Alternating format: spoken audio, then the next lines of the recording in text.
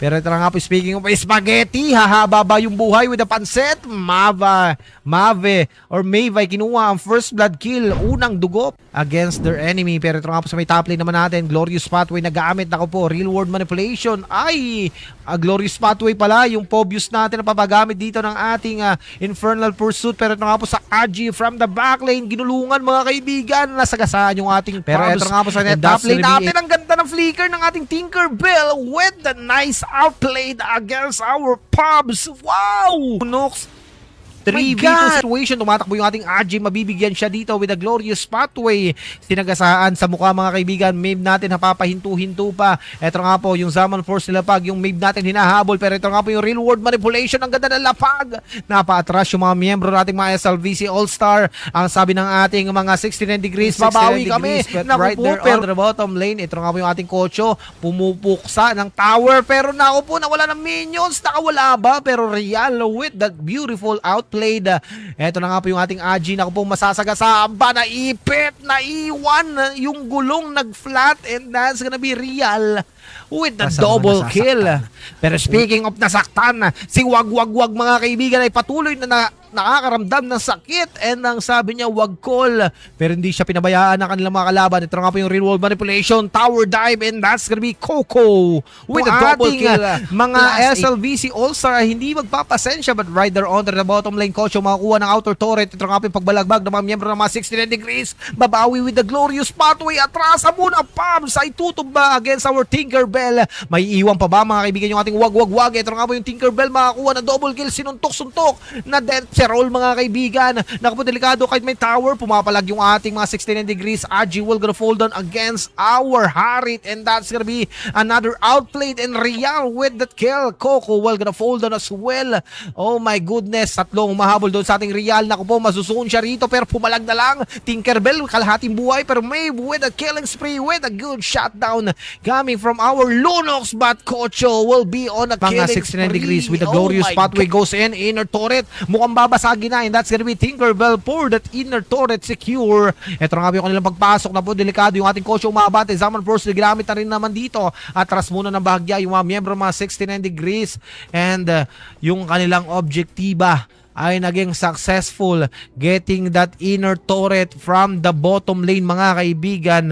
Wow, what a good shot.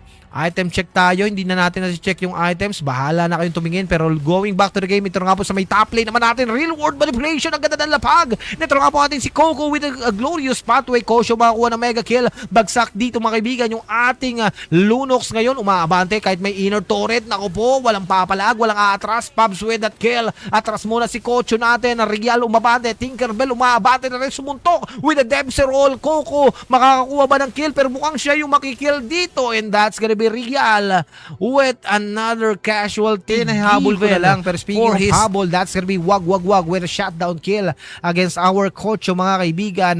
Maeve hinahabol din, humarang yung ating AJ, 3v2 situation, pero ito nga po yung ating Coco, 3v4 situation na nga po rito with a real world manipulation, pero na-cancel out kaagad dahil merong pagbabadyado na nga po sa ating Zaman Force. May badalikuran yung ating Tinkerbell. Naku po, delikado, inararo siya rito, napa-flicker yung Lunox, pero Real with that kill against our Tinkerbell. May iwan yung ating Hilda na pa-flicker out pangani, pero maaabot pa rin naman siya rito. Ito nga po yung ating Pub, sumarang na Glorious Pathway with the Infernal Pursuit, 2v3 situation mga kaibigan. Pubs medyo may iwan. Ako po, inatrasan muna dahil meron tayong Lord na darating. Pero ito nga po, speaking sa may top lane natin yung ating Agi. Ako po, makunat ang balat. Tatlo yung bumabalagbag with the Glorious Pathway, pero hindi na nakaabot yung kanyang mga kasamaan dito. Pubs makakuha ng kill, bagsak yung ating Agi, binalagbag pa yung ating Kocho, mahabol doon sa ating Real.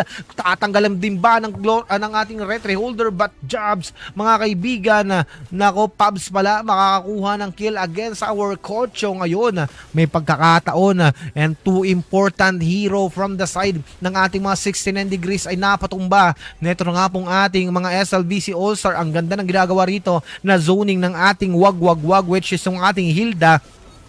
giving us space mga kaibigan for his teammate. Pero ito nga po yung ating Zenarp, makakuha ng ating Lord. Pumapalag pa naman yung ating Maeve at saka yung ating Coco. 3v2 situation, and that's gonna be Pabs with a killing spree. Real world manipulation. Naku po, nasunog yung ating Real mga kaibigan. May iwan yung ating Pabs na doon yung ating Tinkerbell with the upper Lord. Ito na rin yung mga miyembro natin mga 69 degrees. Pinupull pa po doon sa may bandang top lane para nga po matira ng ating inner turret. Pero mga kaibigan, binabalagbag yung ating Lord. Ito na nga po yung Glorious Pathway. Binalagbag na rin yung ating Lunox. Nakapag-order ng Chaos. Inner turret ay babagsak mga kaibigan. Oh my God, balagbagan. Ito na nga po yung ating Kocho. Babagsak sa isang Zenarp. Atras muna mga miyembro mga 69 degrees. Tako delikado yung ating Agibed. Yung pulado. Yung ating Maeve ay mapapa-atras na rin. Binabalabag mga kaibigan. Ito na nga po yung ating Convda. Pero ito na nga po yung ating Order and Chaos. Mapapa-atras ba? Flicker in with the upper right left hook mga kaibigan. Tinkerbell will gonna fold on as well. Pero ito nga po yung momentum ng ating mga negative 69 degrees to secure this Lord of the game. Ay ito nga po yung ating Aji makakuha dito ng ating Lord. Glorious Pathway with the Summon Force. Mega kill with a double kill. Coming in mga kaibigan para nga po doon sa ating Zenarp. Naku, delikado yata yung buhay ng ating Maeve. Mukhang may ipit. Pero mga kaibigan, kaya pa naman pumalag at resist yung damage output.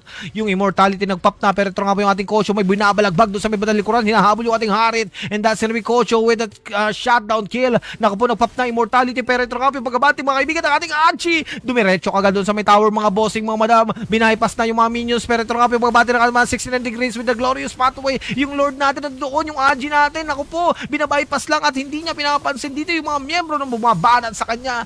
Tower secure from the side ng ating mga negative 69 degrees. Wow! Grabe yung ating Aji, guys.